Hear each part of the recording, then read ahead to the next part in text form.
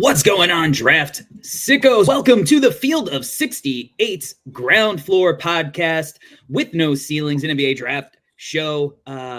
What is going on? It's the new year, fellas. My name's Corey Tulaba. I am here with Tyler Metcalf and Tyler Rucker.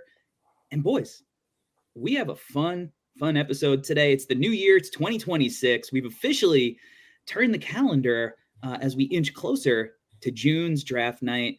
So I thought, why not do a little New Year's resolutions for some prospects? So before we get into that, fellas, how we doing? How we feeling about the new year? How we feeling about this slate of college basketball that we've gotten lately? Some of the storylines. Nothing big has happened within college basketball and the draft and stuff lately, right?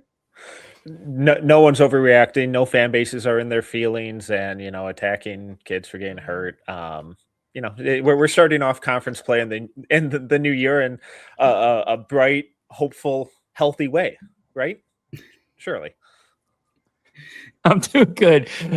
Just a great start there from Metcalf because no fan base is doing that, obviously. So, hey, I'm excited. It's January, which means we're about to get really cooking with the draft cycle and conference plays. Just the absolute best. It's overreaction time. It's time to really get jacked about this draft class. Yeah, can't wait for the next NBA player to transfer to college. All right, so basically the way this is going to work, we've each picked like 3 players, 3 prospects that we're interested in kind of creating some kind of New Year's resolution for them in a way that I think would increase their draft stock, maybe kind of getting into how it relates to some of their improvement areas in a fun way. So Metcalf, let's start it with you. Which direction you go? You've already come in hot. So where are you going? Yeah, I'll try and avoid attacking gigantic fan bases from here on out. We'll see. It's a long episode. Who knows? But I'm going to go with Neo Avdilas at Virginia Tech. Got off to an insane start. Has cooled off a lot. And a big reason for that, I think is just the complete lack of rim pressure from him. So I'm really hoping that as the year goes on, he starts to get to the rim a lot more because at his size, it should be a legitimate weapon for him. He's good once he gets downhill, but he's never there. He's just in the 7th percentile in at-rim shot frequency. Only 18.6% of his shots are coming at the rim, only 13.5 in the half court. Free throw rate is just 35.4. For someone as creative and as good of a playmaker and passer as he is, that's a huge hole in his game right now. And I think if we see that start to become a little more prominent of a feature in his game, it's really going to help propel his draft stock a little more closer to the late lottery range than in the mid to late 20s. So where do you have him currently? 18. So at the top of a tier that's like 18 to 24. So that outside the lottery, but comfortably in the first. Yeah, I have him around 19. Seeing a guy like Yegor last year, who I think has translated a little, I mean, not to say that he definitely doesn't have his things that he needs to improve on at the NBA level still, but seeing him kind of have a pretty smooth translation to the league, does that help our Neo kind of projection at all? And a little bit. But I still don't think Neo is necessarily the passer that Demon was, but I guess I trust Neo shot a little bit more at this point. I've been really encouraged with Neo shot. I think the versatility and the volume of it, but Yegor is still not getting to the rim in the pros like he wasn't at BYU. And I think he's in the 15th percentile in at-rim shot frequency with the Nets. So it's a big hole, but from a scoring perspective, it's great, but he's not drawing any fouls from that range. And it really limits what he can do as a playmaker as well, because defenders can just wall him up one-on-one. They don't have to worry about help rotations coming in and being exposed on the weak side. And it's just a struggle. And it's a really clear line of delineation for me between him being a primary creator, a primary point guard, decision maker versus an ancillary one and more of a second side guy. Yeah, maybe a Hito Turkoglu kind of guy instead of Luka. Right. Yeah, no, he is not Luka. He was never Luka. Do you have any thoughts on Neo, Rucker? No, you brought up Yegor, which I feel like I saw that a while ago, and I was kind of like, it was one of those. Oh, you kind of pause because you're like, I understand the similarities. I thought Yegor was a better prospect. I still feel very good about Yegor's trajectory moving forward, but I think Metcalf's on something there when it's like, hey, Yegor might have been a better playmaker. Look, Neo was off to a hot start to start the year, but I think we were all like, hey, let's pump the brakes and see if we can get some consistency, because this is the type of player that he's been. It's the up and down roller coaster, and he's going to be a fast one moving forward, because I do want to see some rim pressure at 6'9". Like, I want to see you get inside a little bit, but I know how gifted he is and how talented he is. So he's going to be a puzzling one moving forward that I'm sure plenty of draft fans and college fans are going to be going back and forth about. Now, I'm going to skip you, Rucker. And I'm going to selfishly. What else is new? I'm going to selfishly kind of skip to my first guy, only because I think it, is an easy transition for this conversation, because my first guy also plays for Virginia Tech that I want to talk about. And I want to talk about Amani Hansberry, who his New Year's resolution should be to get on the internet and search for some better PR. Because my dude is balling out this year, has taken a major leap, is, I think, the most impactful player on that team. And I haven't seen him anywhere on any boards, no buzz. I mean, it's not as if he's buried on some mid-major team. He's not 1,000 years old. Like, he's a junior. He's listed at 6'8", 240. He's got length. This year, he's averaging 16.5 points, 9 rebounds, 3.2 assists, 1.7 steals, 1 block, 1.7 assist to turnover. He's got a 10 BPM, 20 assist percentage, 12 offensive rebound percentage, 19 defensive rebound percentage, 3.1 steal, 3.3 block percentage. He's absolutely filling it up. Now, the hole in his game is that the outside shooting has not improved. But the good news is that this year he's using the shooting still as a means to kind of attack and operate from the perimeter. He's not afraid to shoot, but like last year, he was at 10 threes per 100 possessions. He's brought that down to around 6 this year. So he's still, you can't leave him open. He'll shoot it, but it's not a weapon yet. If it was a weapon, this is a guy I think would be incredibly popular, but like, I don't know. I think the shot looks decent enough that it's an improvement area. I want some PR and justice for Amani Hansberry. Looks like you just gave it to him. Well, that's what I'm here to do. I you got my number. The DMs are open. Have you guys watched any Hansberry this year? I mean, obviously, we've watched Virginia Tech. There's some synergy there. What are your thoughts, Metcalf?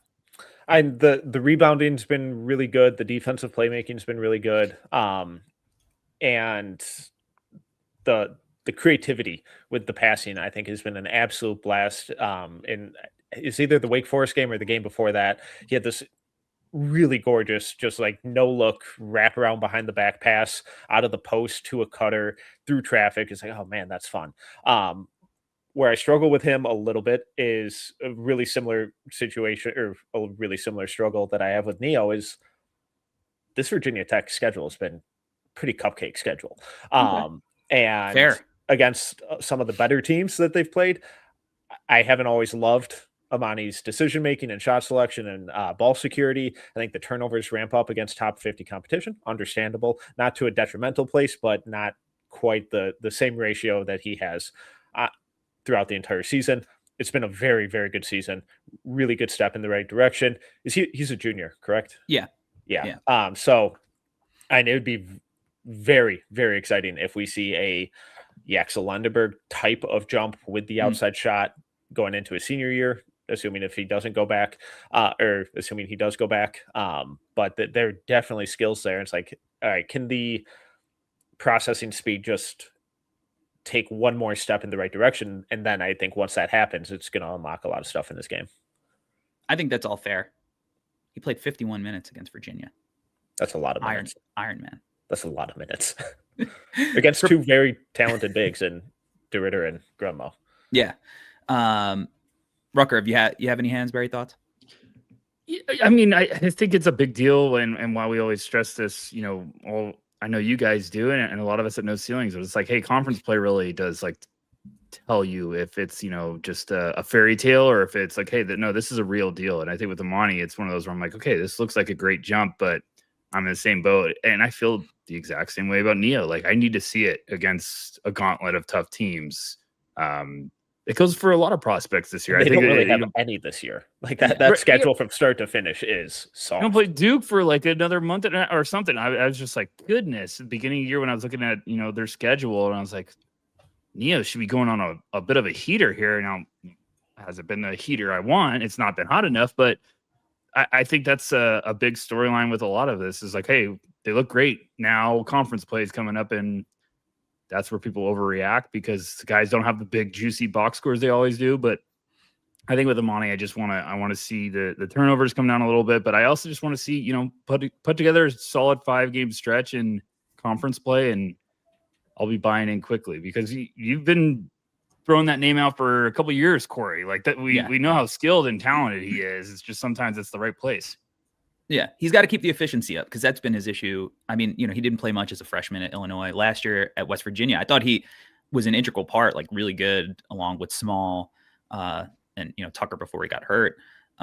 But he's taken that jump in efficiency this year. Partly, I think shot selection is better. Partly, he's better. He's improved. He's older. If he can keep it up, I think there's a name we have to talk about. But I do think the money is going to be too big for him. And this is where I think you make the right point, Metcalf, that, there could be another level to unlock similar to how Yaxel is, who we couldn't bring up on this podcast because unless it was a time machine, there's nothing he can really do right now to help his stock. All right, Rucker, who is the first guy you want to bring up and give a New Year's resolution to? Look, I'm an Arizona Wildcats fan, so this is going to be a little strange that I'm throwing a stray at one prospect, but it's not a stray. I'm just wanting him to get better. I'm gonna go with Ko Pete. I need you to just look at the rim from the perimeter. Arizona's been fantastic. Wildcats are one of the top teams in the country, alongside Michigan. They're both built to be wagons, but I think Ko has been great. He's put up some big time performances against tough competition. But this is a guy that gets the ball in the perimeter and is just like not even considering looking at the basket. He's taken 140 field goal attempts this year so far. He's taken 9 threes total. He's made 2 of them. It's just not there right now. So I need to get him a little bit of confidence from the outside. To be fair, that is more than I would have guessed that he's taken this year. Yeah. Looks like things are swinging up on that trajectory. I think that's fair. I mean, sometimes I think it's hard when you're a fan of a team and you're like, oh, this guy's so great. You try to like hide your bias and whatnot a little bit. For me, that happens with Lithuanian born players. I feel like I'm harder on Lithuanian guys. Metcalf, is it just the shooting with Koa? Is there anything else you want to see? And I would love to see him. The shooting's the big one because, like Rucker mentioned, there's just no volume, and he's taken 31 jumpers all season. 21 of them have come within 17 feet. And he's not a good shooter, so I get it. And he's also finishing everything at the rim. He's at like 71% at the rim. So I get it. Because you don't want a guy just chucking and making bad shots, because then we'd be on here being like, take better shots. But I would like to see the playmaking out of that mid-range area start to get a little more prominent, because I think he's a really smart passer. We get flashes of it every now and then. He's really good with the bully ball stuff to get to his spots in that mid-range. And instead of settling for tough turnaround mid-range jumpers, he's making a decent amount of them this year. But I'd just like to see a little bit more playmaking to expand and utilize that shooting gravity a little more. It doesn't have to be overly complicated stuff, but just the more consistent kickouts to guys like Del Orso in the corner, or when he does get to the paint and draws that extra help defender, a few more dump offs to Krivas, or just in the dunker spot. Simple stuff like that to really elevate that assist rate up a little closer to 20 than it's at like 16, 17-ish range right now. So not bad. Just would like to see a little bit more of that from him. Yeah, I'd also add maybe little bit more defensive playmaking. Mhm. His physical tools are, I mean, he's strong as a bull. He's long. He's super athletic. It's not that he isn't creating a ton of defensive events, but I feel like he should be up at, closer to like a 3 steal percentage instead of 2, in that 3.5 to 4 steal block percentage instead of 2.7. Yeah. And I think he was at or around there early on, and that's kind of tailed off some. But hey, 5 3-point attempts in the last 4 games. So that's the biggest development of all. And look, I think Arizona does a great job. Like, their system is they want to beat you up inside. So like, they're patient, they work the ball in. That's great. I'm just talking about for Koa as a prospect for his NBA trajectory. Need a little bit more of let it fly a little bit, because at the NBA, they're going to dare you to shoot it. And teams, even in college, you see sometimes they're guarding them like, Rondo or Ben Simmons, where they're just standing at the free throw line. Okay, you're not going to do anything. So I will say, seeing Koa in person, I got to see him against San Diego State. Like, he might be around 6'8", but you understand why his family all played in the NFL. Like, his upper half, his strength is ridiculous in person. So I like Koa, but just need some more versatility. Need a little bit more from him. All right, Metcalf, we're going to swing it back to you. Who is your next player that you are looking to give a New Year's resolution to? Yeah, I'd like to see Braylon Mullins use his off-ball movement to get to the rim more and be a little more versatile in his shot selection, because right now it's all from the perimeter. And we see that reflected in, he's shooting 13.6 threes per 100 at 37.5%. He's an awesome shooter. I'm not trying to take that aspect of his game out of it, but I'd like to see him use that cutting like we've seen from Alex Caravan, from Liam McNeely, from Jordan Hawkins in the past in that UConn system. Yeah.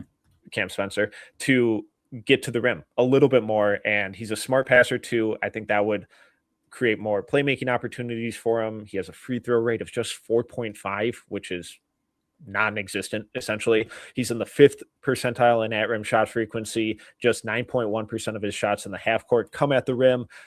He's only had 2 possessions this year that have been cutting. That's way too low for someone who's as good of an off-ball mover, compared to the 99th percentile in off-screen frequency and the 93rd percentile in handoff frequency. And it's weird because that wasn't necessarily a weak part of his game in high school. Right. He's an athletic kid. Maybe part of it is just coming back from the injury, not feeling confident, leaping off of it. I don't know. I'm trying to find some answers here, because that's crazy, crazy low. And UConn's system is very conducive to creating a lot of these kind of opportunities. And it's not like they just plant their bigs in the paint and they're eating up space. We see Terrace Reed out at the top of the arc constantly. Same with Reeby. So it's like there's space to cut there. There's space to back cut. But his only focus right now seems to be perimeter-based off-ball shot creation, which is fine because he's an awesome shooter. But there's a lot. It feels like he's leaving a lot of meat on the bone with just some simple back cuts because, and again, he's only played, I think, 8 games. So low sample size. But as he continues to get into the groove of things, get into conference play, as teams start, I would assume, playing a little more aggressive ball denial on him, I'd like to see those backdoor cuts become a little more frequent in his game. Yeah, I think that's completely fair, because I think that was part of the sell and part of why we were excited to even see him at UConn, because we were like, oh, system is perfect for him. But I think for his NBA projection, like, shooting specialists are kind of gone. Like, pure shooting specialists, like, you need to be able to do more, which I don't know, might bring us to another prospect. Rucker, who do you got on your list? Let's stick with that. I'll go with Isaiah Evans. I need some diversification. Look, I thought this year that Isaiah had a chance to really take a huge leap as a prospect, as a player for Duke. Kind of just been a little underwhelmed because I think it's still kind of the same story. If he's not hitting that 3-point shot right now, it's like, okay, what else are you bringing to the table? So I think he had a big game yesterday. Nice game. I think you just need to start seeing if Isaiah can string these together and really showcase some stuff. Because like if you run him off the 3-point line, I need like what are you going to do next? So love him to use that gravity to create a little bit of a mid-range game, or I've seen some flashes of the finishing being better, but I think just need to make it simple. I just wonder sometimes if it's like, 3 points, or I'm all over the place. Maybe, going a little crazy inside the head right now. Yeah. I mean, you could be a heat check guy, but yeah, that's probably a G League type outcome if that's all you are. Yeah. And he's definitely the kind of guy that, can get hot, and I'm sure he can go get a buck, if he's on the right night, I'm sure he can go get 25 in the NBA tomorrow. But we've seen guys, and, he's a little taller, but you look at somebody like a Bones Highland, who, was the shot creator, outside marksman, and he's starting to figure it out a little bit. But he bounced around forever because if that's all you offer, NBA teams have guys that are better at that, so I think that's fair. And we wanted to see that jump this year because he's not a freshman and he was going to have the opportunity to have the ball in his hands more. Now, Duke has Caleb Foster, who's in the running for the Ashton Hagans Award, but that team needs somebody outside of Cam to create for others. Pat does it a little bit too, but you need more perimeter creators, which is one of the reasons I think that Duke might struggle, during tournament time a little bit. But yeah, that's a good call out. Metcalf, I know you're a big big Evans guy. I want to check the temp on where you're at with him right now. It is ice cold. Ooh. It has been such a bummer. Because we got a lot of those flashes of the off-ball creation, of running off screens and empty corner pick and rolls and handoffs and some passing stuff really early in the season and in the preseason. It's like, oh, yes, here we go. My sweet prince, you're not just going to be a gunner from outside. And it's gone. And he's taken 5 jumpers inside the arc and ranks in the 13th percentile in at-rim shot frequency. Now his assist rate is up almost 3.5% from last year. So that's huge. The problem is that it's still below 10, which is horrible. So we're not seeing any of that type of off-ball creation from him that we got teased with early in the season. I do like that Duke is in their last couple games, they're starting to run a little more inverted pick and roll with him and Cam Boozer. But the problem is that Evans is only popping in those situations, and the defensive scheme is, all right, we're going to double Boozer in the post every time he touches the ball, and the double's never coming off of Isaiah Evans, and just played ball denial on him, and we're going to dare anyone else to beat us, and they can't. So I don't think Evans is necessarily being put in awesome positions to create a lot of that stuff with how they're running him off screens. But the problem is that he's not taking advantage of those opportunities when they do pop up, because the 3-point percentage is plummeted and he's not finding ways to counter that by getting downhill. The free throw rate is still too low. The assist rate is still way too low. And it's just very, very one-dimensional. And he's letting defenders and opposing defenses take him out of the game way too easily. And we've seen like Jordan Hawkins not hit the ground running at the NBA level, right? And that's probably what you're like, this is what it'll look like at the NBA level if it works. He's still skinny, right? So it's not even like he has like, okay, well, he could be a 3-and-D guy, because he's at the next level. Like he competes, but he's going to struggle with the physicality. Yeah. He doesn't have the positional versatility because he's skinny to defend. So it's a tough proposition if he's not doing that.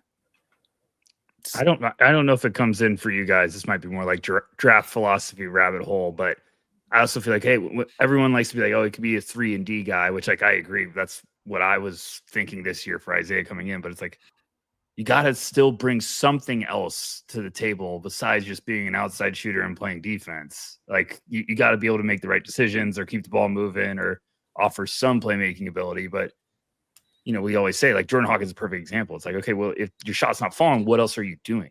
Like if you take away the skill that you're hanging your hat on, can you still contribute? I think just there's games where Isaiah is cold and you're like, what are we getting right now? Like it's just, I just need to see a little bit more. Well, even when he's cold, he still has his shooting gravity. Like, it's not like you're gonna leave him open, right? And be like, oh, let's let him get hot. Like, the game plan is still going to be, try to run him off the perimeter. And it's so easy. If that's like, it should be so easy to, when you have guys closing out so hard to you on the perimeter, to just beat them off the bounce and at least make the pass one pass away or whatever. And there's not enough of that from Evans, from Braylon Mullins. So like you said, you have to do something else. Well, and just real quick to interject, and it, just like we said with Mullins, there's like no cutting from Evans either. He has 8 possessions this year where he's the cutter, which is way too low given how much floor spacing and how good of passers the bigs on this team are, and how aggressively defenders are trying to play ball denial. Like, those backdoor cuts are there all the time, and he's never taking advantage of it, which again speaks to some of the concerns about the feel and the ability to take advantage and manipulate defenders based on how they're covering him. And he's not recognizing those opportunities unless he's directly involved in the play.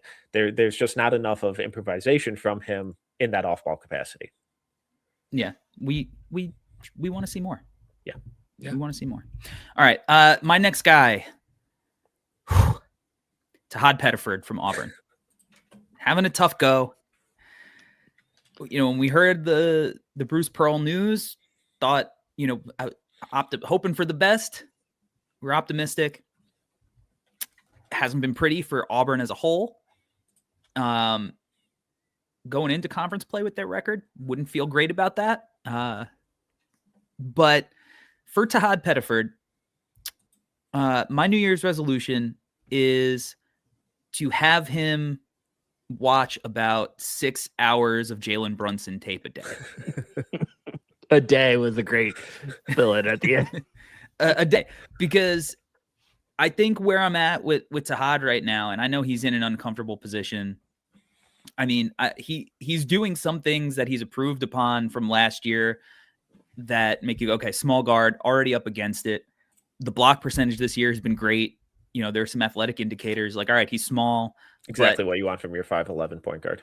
Well, he measured the combine last year. He's 6'1.5" in shoes or something with a 6'6" wingspan, I think. Apologies. But the strength issue is still there. I think he's 40 something percent at the rim, 44% right now at the rim. And that's overall. I don't even want to click on the half court tab. And I got you. Yeah, Metcalf will gladly. 40 on the dot. 40%. Yeah, that isn't good. You got to be efficient at the rim. And Jalen Brunson is a guy who doesn't have the athletic tools of Tahad. Tahad is lightning quick. He's got real bounce. But what Jalen Brunson had was a level of craft when he isn't creating perimeter shots that I'd like to see from Tahad. Now, Tahad, like, he's got the in-between floater game. He could do it with his right hand, his offhand. All that skill is great. But Jalen Brunson is so good at playing off two when he gets to the paint, staying patient, not trying to avoid contact. Like, Tahad will go up in the air and he'll try to go away from the contact. He should be living at the line with his quickness, his ability to break guys down off the bounce, forcing rotations. Guys are going to be late. He should be living at the line. He needs to just watch how Jalen Brunson, as another small lefty guard, so the parallels couldn't be clearer, is using his shoulder to create a little space, using pump fakes to get guys up in the air and then going into their body. Being willing to play off two and then absorbing contact. So even if you're missing at the rim, it doesn't count because you're getting to the line where you're an incredible free throw shooter. So I understand the context of Auburn this year is not conducive for any of the players on that team right now. Elijah Freeman might want to get that one back if you were choosing schools. Never easy for somebody new coming in, right? Taking over a franchise. Shout out to our girl, Brandy. Sorry for what you're going through right now. But none of that has to do with Tahad's finishing and the improvement areas. Yeah. These are still just things that are holding over from last year.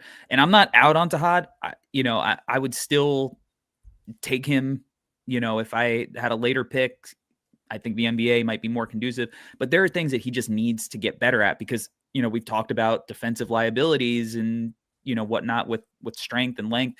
Metcalf, you made the offhand snarky joke about his height.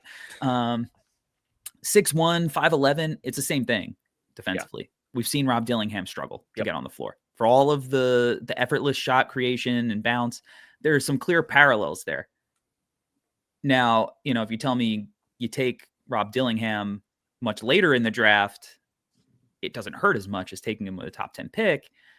But that's kind of like the path that it looks like Tahad would be on if he were to come out. Now, hopefully he comes back home and he's a Johnny next year and Patino, crafts the next great guard. Maybe this works out for me, but I just need him to get in the lab, get on that big projector that I'm sure Auburn has in their film room, get with a coach who's just playing him Jalen Brunson tape over and over and over and over again. That's where I'm at, Rucker. It's been a rough year for Tahad, like going into the season and everything with I feel like the off the court stuff. But look, this was a really like scary situation for him to be in. Like last year when he decided he was going to return, it was like, okay, you're really gambling on the fact that you can relive that magic and take it up even another step. We've said it in previous years. What was it? 2 years, Metcalf? Me and you said Mark Sears. He just had one of the best seasons of all. He's going to try to duplicate that. Sometimes you just can't do it. But Pettiford also was going back and getting all the keys to the castle, keys to the town square, and all of a sudden he was going to have not as much talent around him. So you could say the situation, the fit was tougher this year. The expectations were sky high. I still like Tahad because I think this is one of those, if he did declare this year, which right now I would be shocked, but say he does declare second round, absolutely I'd throw a flyer at Tahad Pettiford because if it hits, those hits get you extensions as a GM. If you miss, you're like, oh, I used a second round pick, but if it hits, that's a dangerous change of pace guard that could be a microwave scorer. So I still like Tahad. I think it's a tough fit this year. And does he need to play better? Yes, but a lot of talent with his game. Yeah, and I think it'll come down to situation. He can't come out this year. He's going to make no. He's going to make crazy money in the portal, and hopefully he gets he also needs people to play off of right now. Like look at Elliot Cadeau, right, with Michigan, right, perfect fit. So that's get Tahad somewhere where it's like, oh, I don't have to be the guy offensively. I can be, but yeah, I don't need to be the only guy. Yeah, right. Yeah. Yeah, so just kind of along those similar lines, and the only drastic change in his numbers from this year to last year, and the assist rates dropped a little bit, but that's understandable given who the multiple All-Americans and 24-year-olds he was playing with last year who are all gone now. Different situation. I get it. But the free throw rate's a little lower, same general ballpark. The at-rim finishing's a little lower, same general ballpark. But the big difference is just the outside shot dropping from 36.6% to 30.9% this year on almost identical volume. So if he was just in that same ballpark again as even if he was just at 35% from three, would we be singing a totally different tune? Because I know that the tape says one thing, but the numbers in totality aren't all that dissimilar. Well, I think for the outside shot, if you look at the numbers last year from the catch and shoot stuff, he was at 39% catch and shoot. The 24 this year. Yeah. The dribble jumper, I think he's hitting more dribble jumpers this year, a higher percentage this year. So the dribble jumpers are still there. All that outside shot creation that makes him enticing as a guy who doesn't need a ball screen. We talk about it, some smaller guards who to get loose, they do need a ball screen. He doesn't need a ball screen to get loose off the bounce. That's all fine. The catch and shoot stuff, which is obviously, like you said, you're not playing off as many All-Americans. Those catch and shoot numbers that aren't going to be there as much because you're not getting as clean of looks, as many looks necessarily.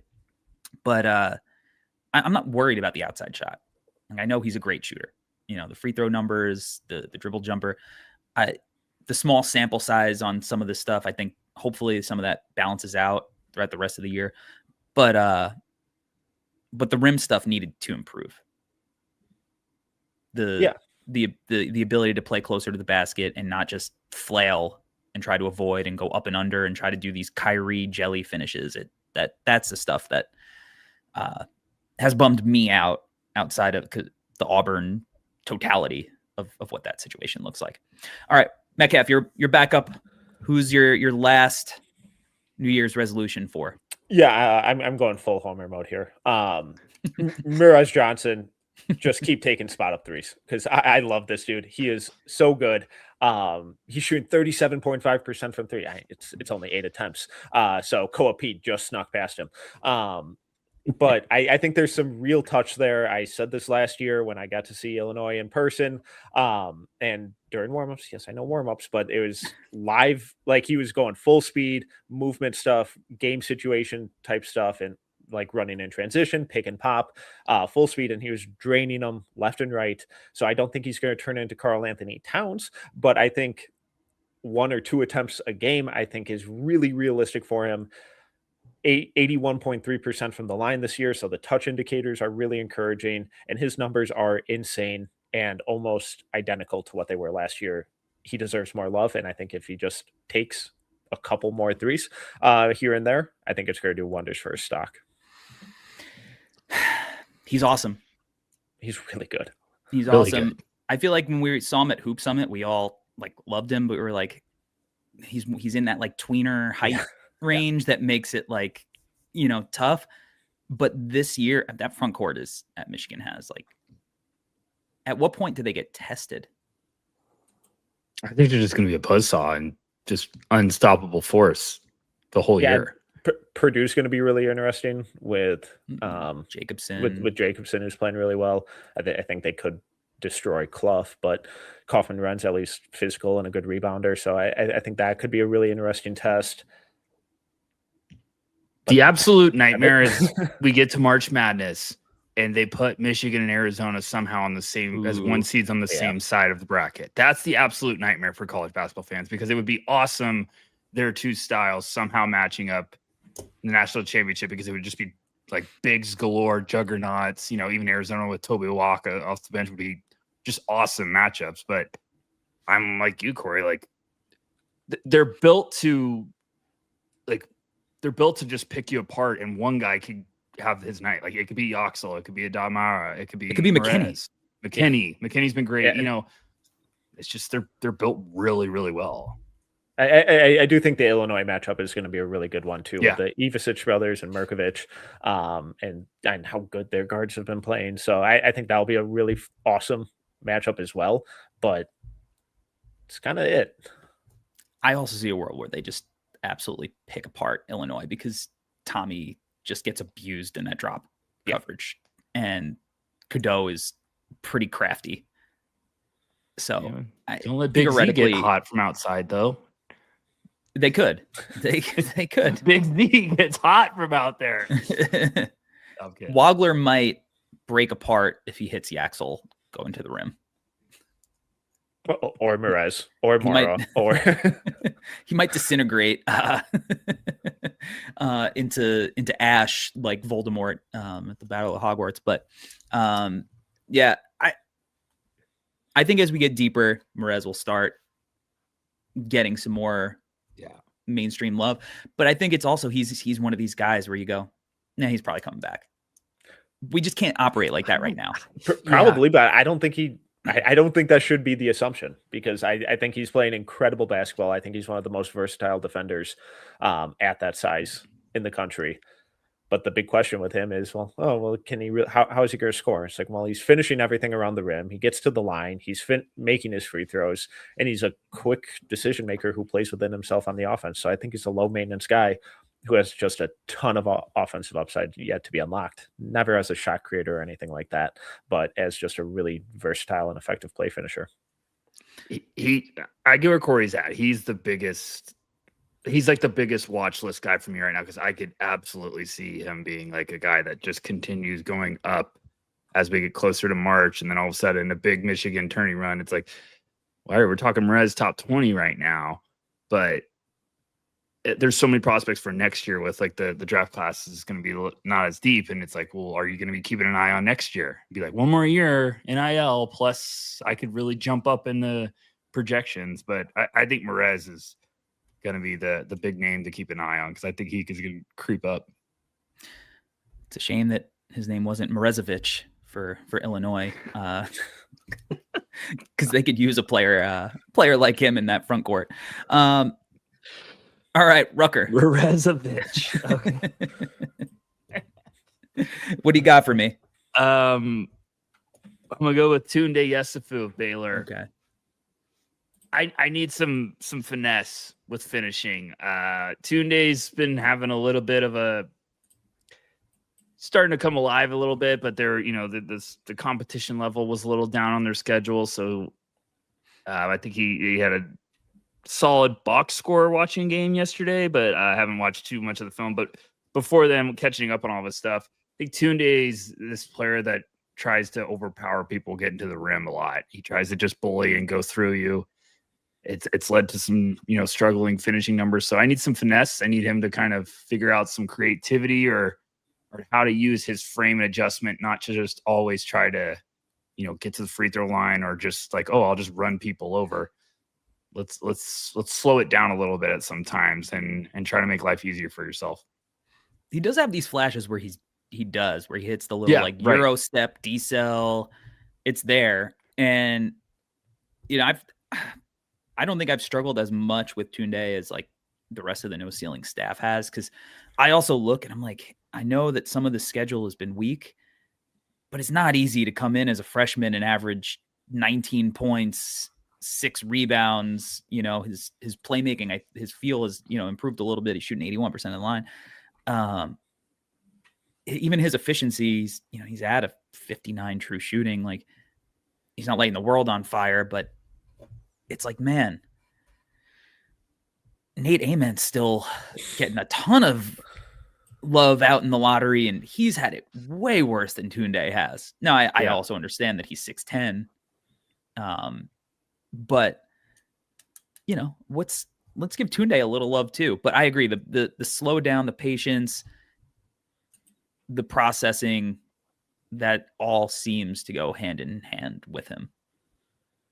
And I just don't know if it's another Baylor Scott Drew guard experience that just keeps giving me headaches every year. Like Keontae, Jacoby Walter, even VJ, like first VJ half of last the year.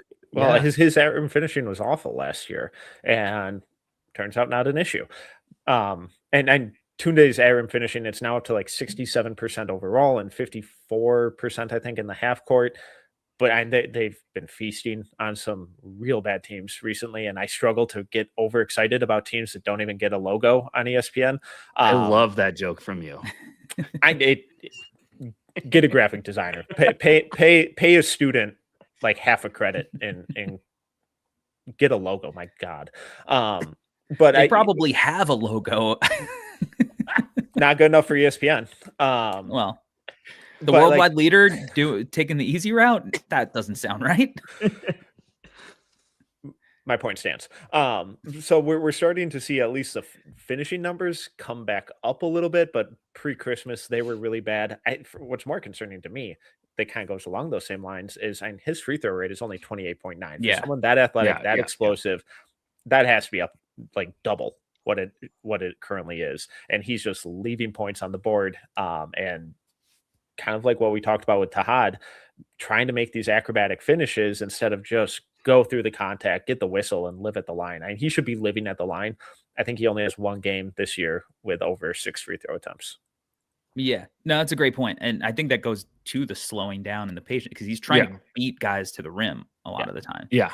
And he's a good 1 foot leaper. He's another guy. Like if you could play off 2, collect yourself, go up strong, where you're meeting guys through the contact a little, I think that could work.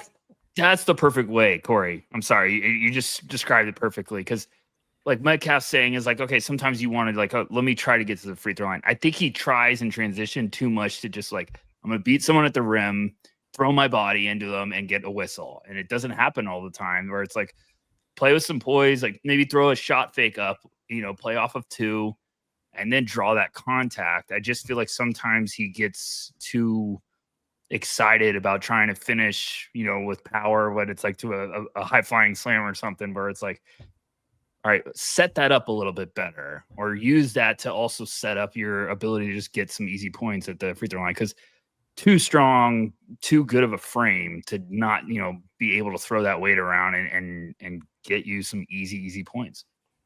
Yeah. He's one of these guys who, like, it almost feels like he's trying to prove he has finesse to him rather than just being the strong tank athlete that he is at times. But we knew that this was a kind of a raw aspect of his game coming in. It's not a shock. Who's to say? I'd imagine he's a one and done. I'd imagine. I like his game a lot still. I just want to see like some in between areas just improve a little bit. And this is what conference play is for. You're like, okay, yeah. I'd like to see that get a little bit better. And then you're like, okay, how do they adjust now when it's the buzzsaw of a Big 12? Every night you're getting a new team that's like, okay, here we go again. Like, so let's really see. I think players take big developmental curves this time of the year when it's like, oh gosh, all right, now I got to really step my game up because we got BYU in tonight. I got to guard AJ, stuff like that. Metcalf, do all the Big 12 teams have logos? They do. Okay. Yeah. So we're finally getting into a usable sample size. Okay, we can count those games. Got it. Okay. All right. My final prospect that I want a New Year's resolution for is going to be Michael Brown from Louisville. I think he was the guy that was penciled in preseason as the number 4 prospect after his performance, where he arguably could have been MVP this summer at FIBA. And, I think Michael is so interesting because his strengths and weaknesses have been inversed from high school to college. My New Year's resolution for him is going to be shot selection, because he is getting up an absurd amount of threes. And he doesn't need, like, I love that he's high volume from 3. He doesn't need to be that high volume because a lot of those jumpers are tough jumpers off the bounce. And I think he's capable of hitting those shots, but he is such an explosive athlete. I mean, he's missed the last X amount of games. He's already got 7 dunks. I think most of which are in the half court. His shooting, he just hasn't made shots yet, right? He's 69% at the rim, which was an area that he struggled with in high school, but he's 28% on dribble jumpers, 42nd percentile. He's the 23rd percentile on catch and shoot jumpers at 27%. Like, the outside shot hasn't fallen. I mean, I still think that the shot is there. Like, I don't know if he's as good a shooter as people might have expected him to be overall, but he is a good shooter, right? Like, it's not to say he's the next Curry, but like some of those Curry shots he probably has to eliminate. Yeah. Because if you don't make them, then it turns into Trae Young, who clearly has, been incredibly impactful. And Michael is taller, so maybe there's less defensive concerns as he puts on the weight. But Trae has never been like a really great 3-point shooter in the league. And so many of those tough shots are just, sometimes you feel like they're empty possessions, and just eliminate some of those. Like, his playmaking has been terrific. The rim finishing has been great. That was my major question. He answered that. That's why I haven't moved off of him. I still have him in my top 5 because I think the shots will drop, but shot selection when he gets back is kind of what I want to have him take into the new year as his improvement area. A lot of the shots, like the perimeter ones that he takes, feel like they're heat check ones where it's like, oh, he must have just made 5 in a row to be taking this 30-foot movement 3-pointer. But instead, he treats them as almost a solution to a shooting slump, as opposed to just go get an easy one, get something in rhythm. And that I'm totally with you, because the he keeps trying to shoot his way out of these shooting slumps instead of just playing simple. The playmaking stuff has been extraordinary. The at rim finishing stuff has been awesome. The lack of catch and shoot capabilities has been weird. But my optimistic hope is that a lot of this is due to the growth spurt and him still figuring out his body, and he grew 4 or 5 inches over the last year or so. So that's my optimistic view, but the shooting's been bad, and he was always a little streaky. He was super streaky during FIBA, but there was the optimistic view of streaky is that the good is really good, and we haven't got any of that this year. Yeah, I mean, he's capable of hitting shots that other guys aren't. Yeah. But right now it doesn't look like that because the shots aren't going in enough. And I would like to see him take some of those heat checky shots that you were talking about after he's already started to warm up instead of using those shots as the way he gets warmed up, Rucker. Yeah, I'm in the exact same boat. I think he had a fantastic game earlier in the year against Kentucky. And I think if the back thing is, something that obviously was bothering a little bit, you can see why. But I still think we're going to get like a stretch of those games over like 4 or 5 games where we're going to be like, oh man, look at this is why he was a projected top 5 guy coming into this year. But him, Isaiah Evans, those are guys that for some reason start the game with heat checks where they're like, I'm ready for a heat check. And it's like, wait. The game hasn't started yet. Hold on. So I think Mikel's super talented, and people are going to find out why. He's potentially going to be point guard number 1 in this class. Yeah.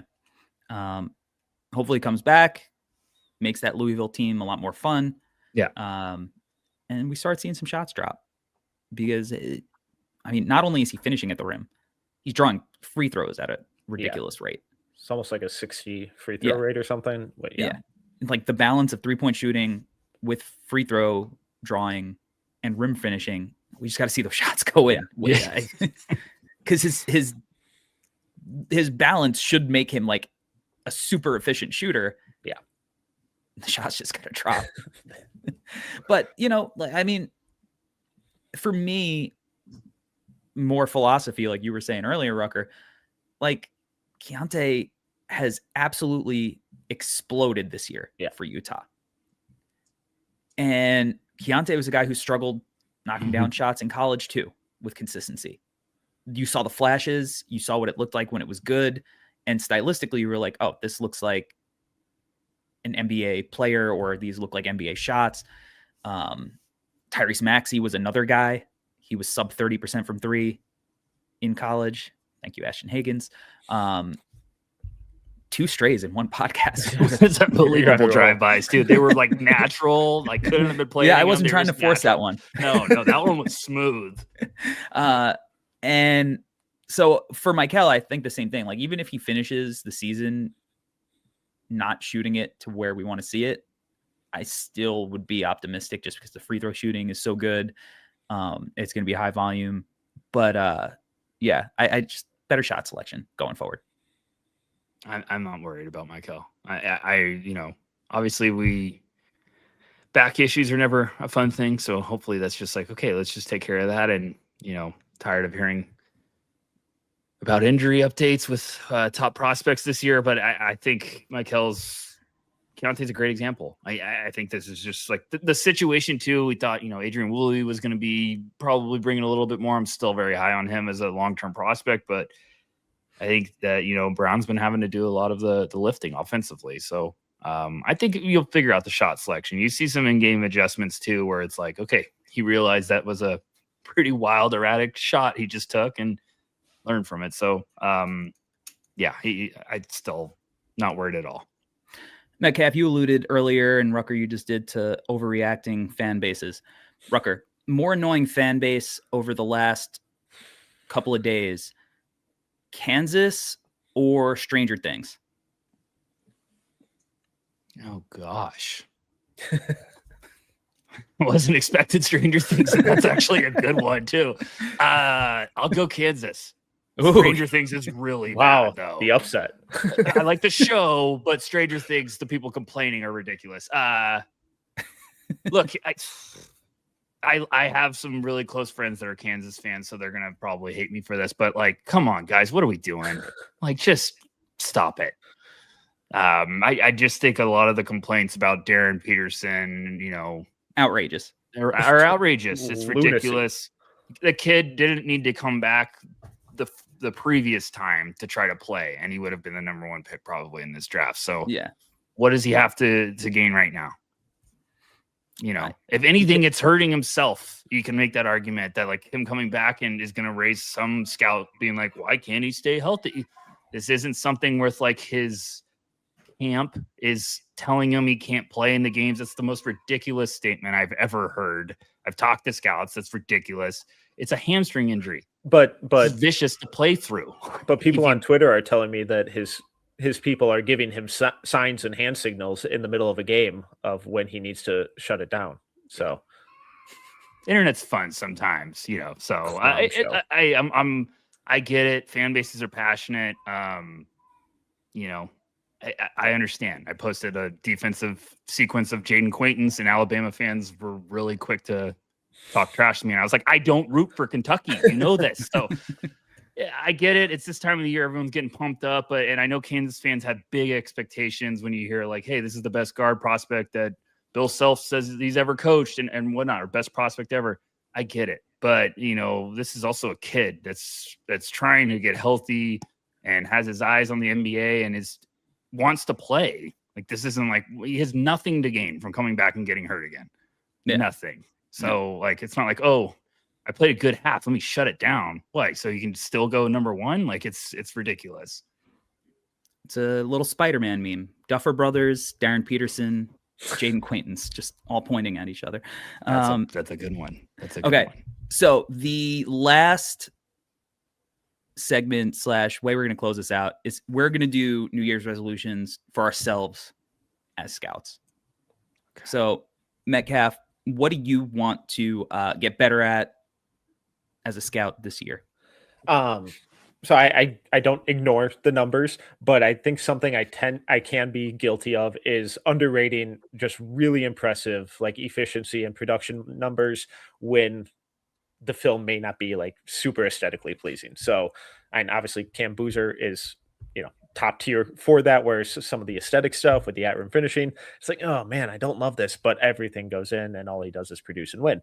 Similar guys like Koa Pete, Pat Ngongba, where it's like, oh man, I'm struggling, but the numbers are always there. So trying to be a little better about recognizing it's like, all right, yeah, I love the film, always pair it with the numbers, but even if the numbers are there, the film's telling me it, and even if it's not quite as aesthetically pleasing as I want, still trust what the numbers are telling me. Big Z Avicic is going to give you nightmares. Oh, yeah. Going to? Going to? Has been. Always will. That 14 BPM, 15 block percentage, 26. I mean, God, his 5 yesterday against Penn State must have boosted that. All right, Rucker, what's your New Year's resolution? You know what? I'm gonna go with. Sometimes I think I can overweigh the upside of upperclassmen. So like I always sometimes I'm like, hey, we shouldn't penalize these guys for admitting they're not the best basketball version of themselves before they jump to the NBA. And I think sometimes I could be like, just because they're older doesn't mean they, aren't worthy of being up here. Usually if that backfires, you're like, you look like a dum-dum, but it's like, hey, I also think that's, it's a good self-reflection for some of these players. So sometimes I overvalue that. And I might have them higher on my board when it comes to, end of the cycle, but it's one of those things where I think I need to also like be better at balancing that and looking at upside. And I like where Metcalf's like, sometimes the film looks great, but sometimes you got to also be better about balancing like the numbers and the film, or like the analytics and the film. So a little bit of both. I cheated there. No, I mean, I think my New Year's resolution goes into that a little bit too. My New Year's resolution is to try to prevent myself from falling in love with guards that are, in Metcalf's words, 5'11". I have 6 smaller guards in my top 40. And Braden Smith, DeHot Bedford, John Mobley, Tyler Tanner, Darius Acuff, Christian Anderson. And I think the aesthetics of small guards like that, their game is just prettier to look at than like a boring 6'7" wing who takes spot up shots and attacks closeouts. And so there is like a little bit of the aesthetic bias. So for me, just being better about going, you know what? You've already done the whole, you met a blonde girl at the bar who was smoking cigarettes all night and like it didn't work out for you. So maybe let's try a brunette. I just got this one will be different. this time it'll work. That one hit close to home for me too. So thanks, Corey. I appreciate that. It brings you back. Maybe like a leather bomber jacket. Hypothetically, of course. Hypothetically. Pirate boots. I don't know. So yeah, just be a little bit better about that. Although you'll never make me give up on my, as Metcalf says, sweet prince to hot Bedford. I just moved the Oxel up too, so we're off to a good start. Yeah. All right, that'll do it for the Ground Floor podcast. On the field of 68 in collaboration with No Ceilings. My name is Corey Telba. You can find me at Corey Telba. Metcalf, tell the fine folks on the World Wide Web where they can find you. At TMetcalf11. Rucker. At Tyler_Rucker. And, especially if you're a Kansas fan, though, I'm at TMetcalf11. No, they'll follow me. Don't worry about that. And you can follow the work of No Ceilings at No Ceilings NBA, www.noceilingsnba.com. Until next time, folks,